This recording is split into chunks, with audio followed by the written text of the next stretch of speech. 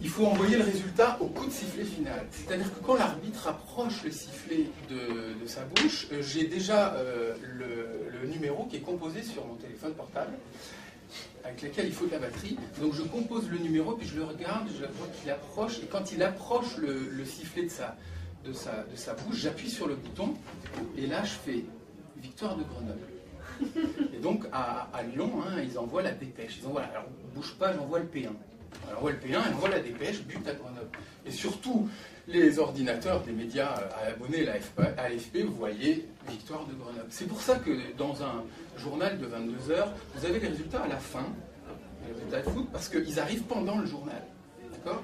Et ensuite, dès que j'ai fait le P1, c'est-à-dire la dépêche numéro 1, la dépêche numéro 2, c'est les cartons, etc. Voilà, ça dure quelques minutes et je gagnais 14 €. Ça, c'était devenu un problème pour moi, à un moment donné, de passer tous mes samedis, puisque c'est vraiment au milieu du week-end, c'est le soir. Et je voyais ces jeunes de News FM et de Radio Cola Shalom, et puis je voyais cette équipe de Grenoble qui jouait contre Sedan, Laval, enfin des équipes de Ligue 2. Et donc, je me suis dit, mais si à Grenoble, il y a des gens qui font le match des petites radios qui font le match en direct, c'est-à-dire qu'à Sedan, il y a peut-être des gens aussi. Donc je me suis mis à appeler les petites radios des petites villes de Ligue 2 pour savoir s'ils n'avaient pas du boulot pour moi. Et donc j'ai été pris pour commenter des matchs. Il fallait que je sois Sedanais quand Sedan venait, il fallait que je sois Grenoblois quand Grenoble venait, parce que ces radios n'avaient pas les moyens d'envoyer quelqu'un de Sedan ou d'Angers, etc.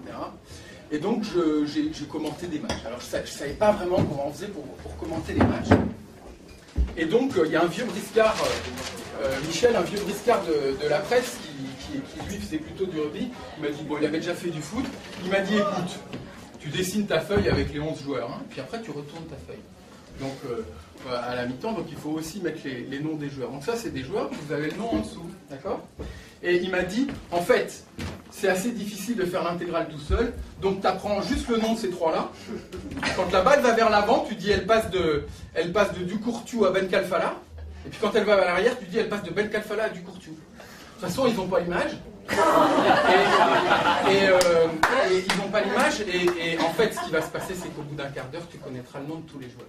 Et c'est en effet le cas. Au début, je commençais que par la ligne de droite, le ballon qui avance, c'est ça, hein, commenter un match de foot. Le ballon avance, le ballon recule, bon, vous dites vers qui il va et vers qui il revient.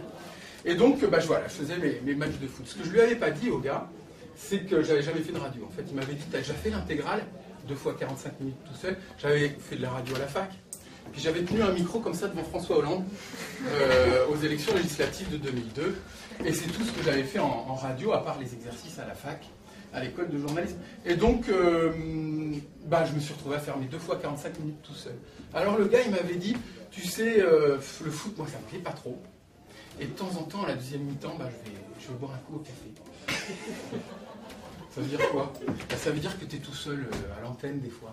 Non, écoute, parce que des fois, il me faisait les 2 mi-temps. Je dis, s'il te plaît, tu peux me faire une pause pour la première mi-temps.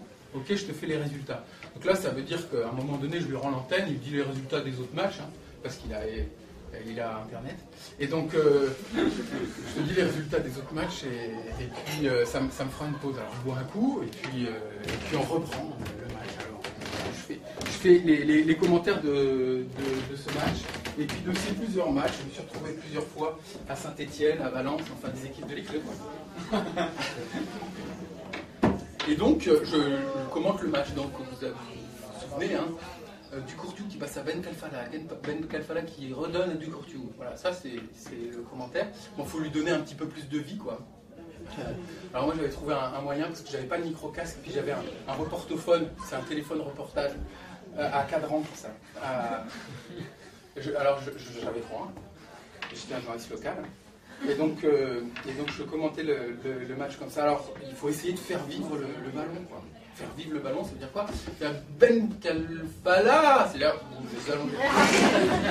qui passe à Ducourtiou. Attention, la balle est partie sur le côté gauche, puis elle est tapée sur le côté droit. Donc ça, c'est un travail qui s'acquiert, et ça c'est assez passionnant quand même. Ne serait-ce que le rapport avec le micro. Sauf qu'un jour, je commentais un match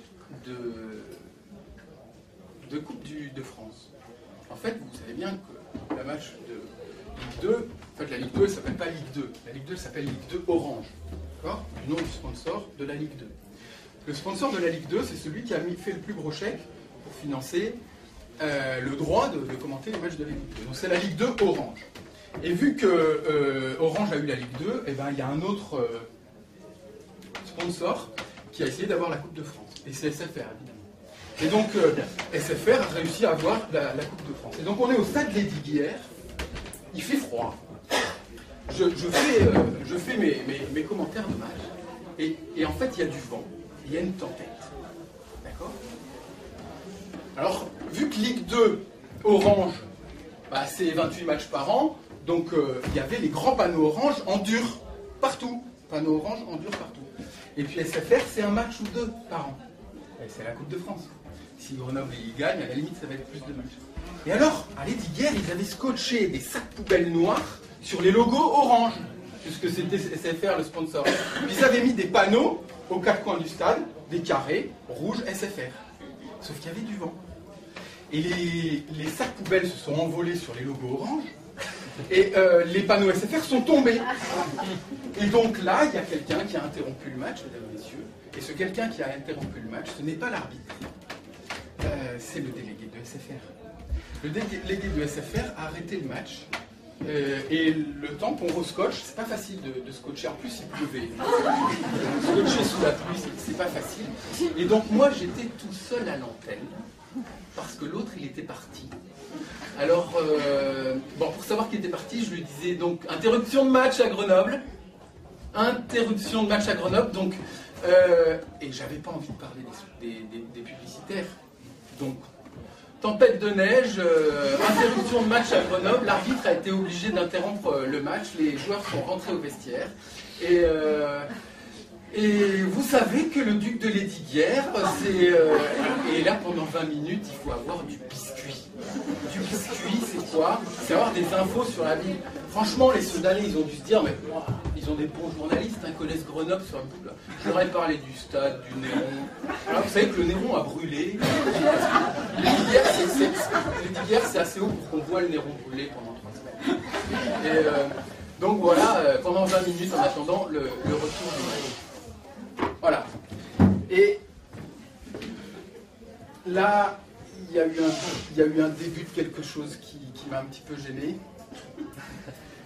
C'est-à-dire que je me suis demandé un petit peu à quoi on servait.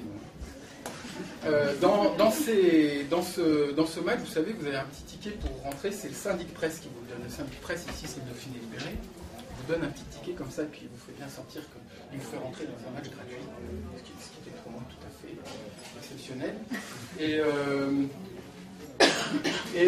puis il y a un monde qui a commencé à me fatiguer un petit peu. Ce monde-là, c'était le monde de l'information locale, en lien avec des grands financeurs de l'information nationale. Et je commençais à me poser beaucoup de questions. Et là, je suis allé voir quelqu'un. Alors, pour me conseiller dans ma carrière, alors vous avez, dans le monde de la presse, vous avez le propriétaire du titre de presse. Ce n'est plus en France le PDG, c'est plus le PDG, c'est quelqu'un qui est différent du DG, le directeur de la rédaction. Et puis vous avez le journaliste. Ben, entre les deux, vous avez ce fameux directeur de la rédaction que je suis allé voir. Et donc là, maintenant, tout le monde comprend pourquoi j'ai un doute depuis une semaine. C'est normalement, hein. Le directeur de la rédaction d'un titre de presse, c'est quelqu'un qui est en capacité de vous donner des conseils. D'accord ? Et ce gars-là, il m'a dit... Écoute mon petit gars, quand tu as fait tes études de journalisme, tu pensais que le journalisme c'était le contenu. Tu pensais que le journalisme c'était le papier qui dénonce une magouille. Tu pensais que le journalisme c'était la photo qui doit changer l'histoire. Tu pensais que tu aurais un pantalon à poche avec des cassettes et puis une sacoche avec plein d'objectifs dans ton appareil photo. Mon petit gars, le journalisme, la presse et les médias ne sont pas une histoire de contenu. Mets-toi bien ça dans ta petite... Le journalisme, mon petit gars, est une histoire de tuyaux. C'est une histoire de contenant. Si tu ne maîtrises pas la diffusion, tu maîtrises que dalle. Donc je vais t'expliquer.